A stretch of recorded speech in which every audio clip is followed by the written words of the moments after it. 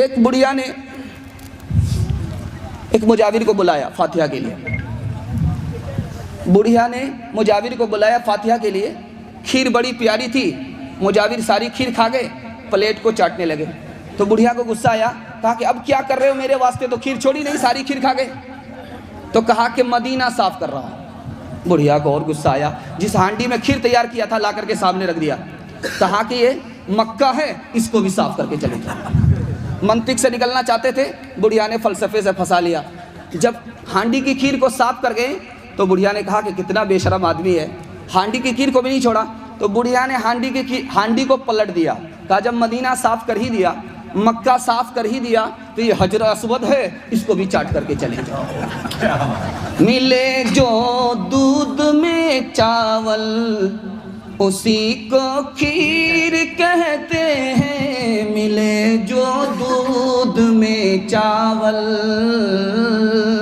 ملے جو دودھ میں چاول اسی کو کھیر کہتے ہیں. جو ساری کھیر کھا جائے اسی کو پیر کہتے ہیں. جو ساری کھیر کھا جائے. ایک جگہ اتر دیناج پور میں جلسہ ہو رہا تھا. 2 پیروں کا اجتماع تھا. پہلے پیر میں مولانا ولی رحمانی صاحب دامت برکاتہم تھے. یہ دبلے پتلے پیر تھے, سر پہ امامہ نہیں تھا, اور پیٹ کوٹھی نہیں, پیٹ انڈیا گیٹ نہیں. ان کا بیان ہو گیا, مولانا ولی رحمانی صاحب دامت برکاتہم چلے گئے. اب جعلی پیر کی باری آئی, جس کے سر پہ امامہ بڑا بھاری تھا, اور پیٹ کیا, یہ پیٹ کوٹھی معلوم ہو رہا تھا. غلام ربانی قاصر صاحب اس وقت حیات سے تھے, ان کو شعر پڑھنا تھا. تو انہوں نے ایک جوان کو تیار کیا, تم موٹر سائیکل اسٹارٹ کر کے وہاں رہو, میں جوتا چپل بھی چھوڑ کر کے موٹر سائیکل پر بیٹھوں گا. تھوڑی دیر میں ان کو تو کچھ سمجھ میں نہیں آئے گا, بعد میں سمجھ میں آئے گا, جب تک تو میں کشن گنج پاس کر جاؤں. تو قاصر صاحب نے شعر نہیں شراب کرنا شروع کیا. انہوں نے پہلا مصرع پڑھا, سر پہ حضرت کے امامہ تو بڑا بھاری ہے. سر پہ حضرت کے امامہ تو بڑا بھاری ہے. سر پہ حضرت کے امامہ تو بڑا بھاری ہے. ادھر سے سبحان اللہ, ادھر سے سبحان اللہ, ادھر سے سبحان اللہ, خوب داد مل رہی ہے. اس کے بعد اگلا مصرع کہا, پیٹ لگتا ہے کہ یہ کفر کی الماری ہے. پیٹ لگتا ہے کہ یہ کفر کی الماری ہے. کتاب الازکیہ کے حوالے سے میں شعر سناتا ہوں, اس کے بعد اصل مقصد پر میں آ رہا ہوں. میں آپ کو ہنسانے میں رہ جاؤں تو آپ کا وقت بھی ضائع ہو جائے گا, برباد ہو جائے گا. یہ میں اس لیے تاکہ آپ تیار ہو جائیں. بس آخری مصرع آ رہا کتاب الازکیہ کے حوالے سے. ہارون رشید کا دربار تھا, 2 لڑکی آئی ہیں, ایک کالی ہے گوری ہے. دونوں نے کہا کہ بادشاہ سلامت ہمیں نوکری دو. کالی نے کہا کہ مجھے نوکری دو, گوری نے کہا مجھے نوکری دو. بادشاہ سلامت نے کہا کہ میں ایک ہی کو نوکری دے سکتا ہوں, دونوں کو نوکری نہیں دے سکتا. تو جھٹ سے گوری نے کہا میں صورت والی ہوں, میں گوری ہوں, صورت والی ہوں, مجھے نوکری دے دو. تو کالی نے کہا کہ بادشاہ سلامت وہ صورت والی ہے, میں سیرت والی ہوں, مجھے دے دو. اب بادشاہ نے سوچا کہ ایک کو نوکری دوں گا, دوسرے کو نوکری نہیں دوں گا, دوسری کو تو یہ مایوس ہو جائے گی. تو کہا گوری سے تو ثابت کر دے کہ تو فضیلت رکھتی ہے کالی پر, تیرے پاس صورت ہے, اس کے پاس سیرت ہے, تو اس پر فضیلت رکھتی ہے, اگر اس کو ثابت کر دے گی تو میں تمہیں نوکری دے دوں گا.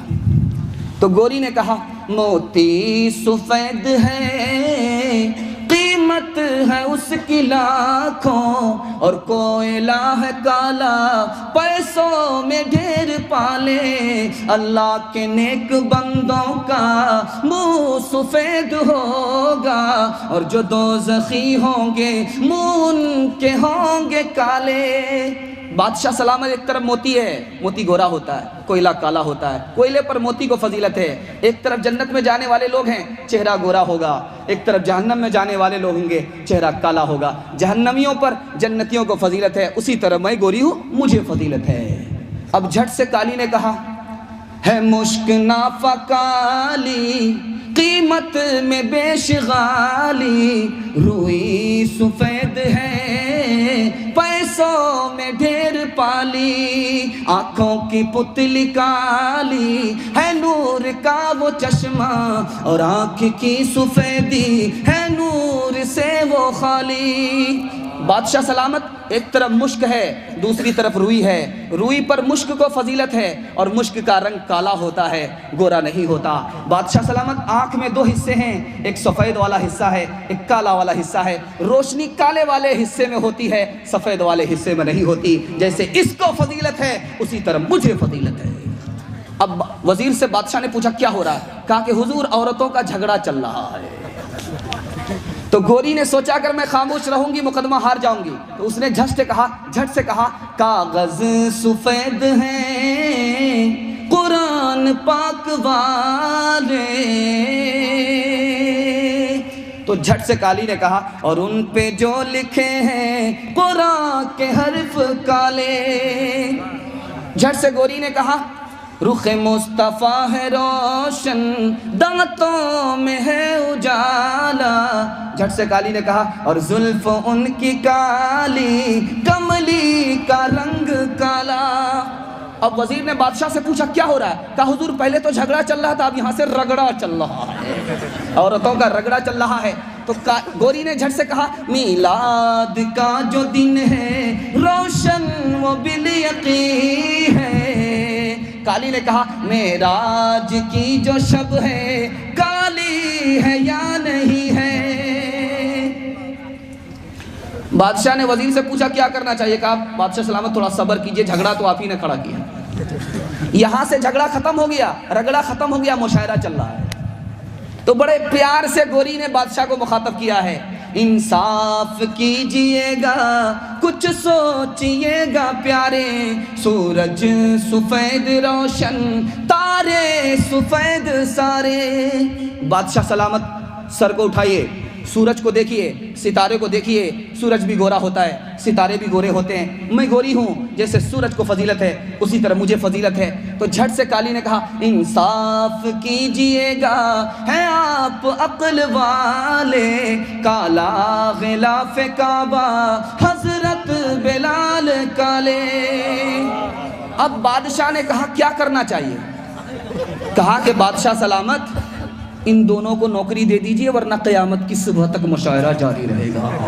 تعلیم عورتوں کو بھی دینی ضرور ہے، دینی ضرور ہے، لڑکی جو بے پڑھی ہو تو وہ بے شعور ہے، بے شعور ہے۔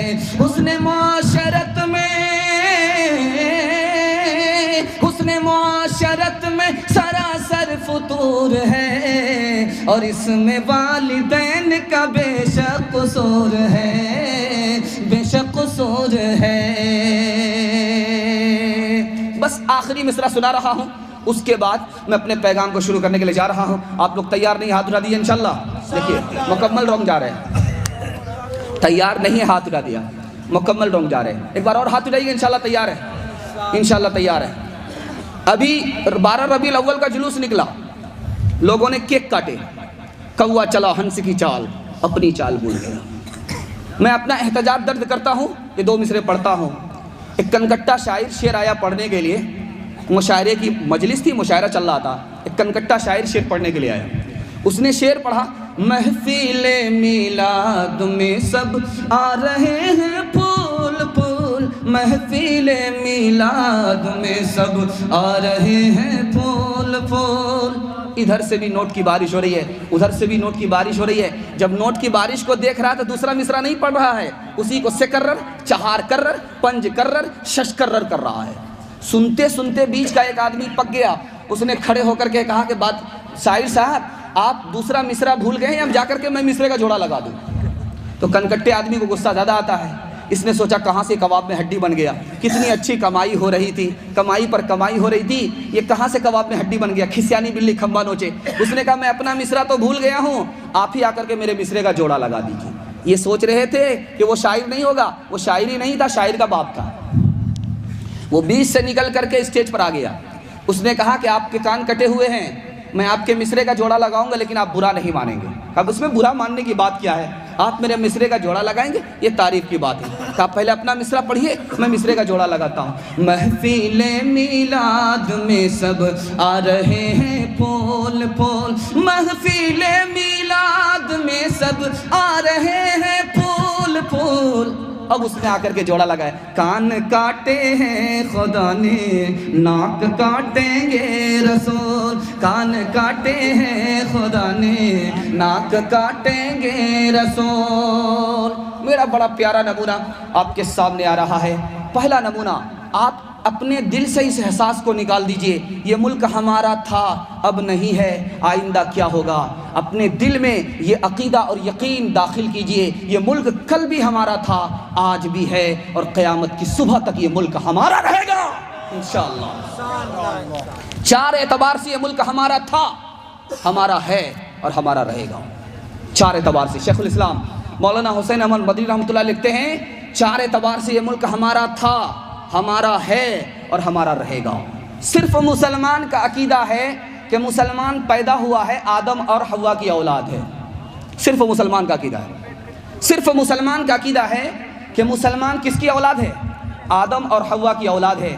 ایک کتاب ہے اس کا نام ہے تفسیر ابن کثیر، ایک کتاب ہے اس کا نام ہے سبحۃ المرجان، ایک کتاب ہے اس کا نام بائبل ہے۔ تین کتابوں کے حوالے سے لکھا ہے کہ اللہ تعالیٰ نے جنت میں آدم کو ٹھکانہ دیا، پیدا کیا، اور جب دنیا میں بھیجنے کا فیصلہ کیا تو کہاں اتارا؟ وہ کوئی اور زمین نہیں تھی، یہ ہندوستان کی زمین تھی۔ آدم جنت سے اس ہندوستان میں آئے، ان کی اولاد ہم آدم سے آباد ہیں۔ یہ ملک کل بھی ہمارا تھا، آج بھی ہے اور قیامت تک ہمارا ہے۔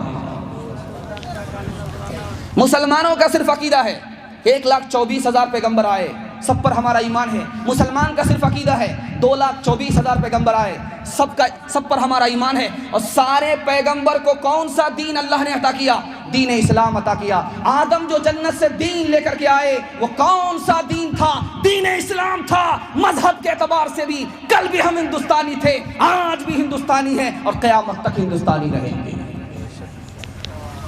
صرف مسلمانوں کا عقیدہ ہے منہا خلقناکم، صرف مسلمانوں کا عقیدہ ہے وفیہا نعیدکم، صرف مسلمانوں کا عقیدہ ہے ومنہا نخرجکم تارۃ اخری۔ ہم مرتے ہیں تو اسی مٹی میں،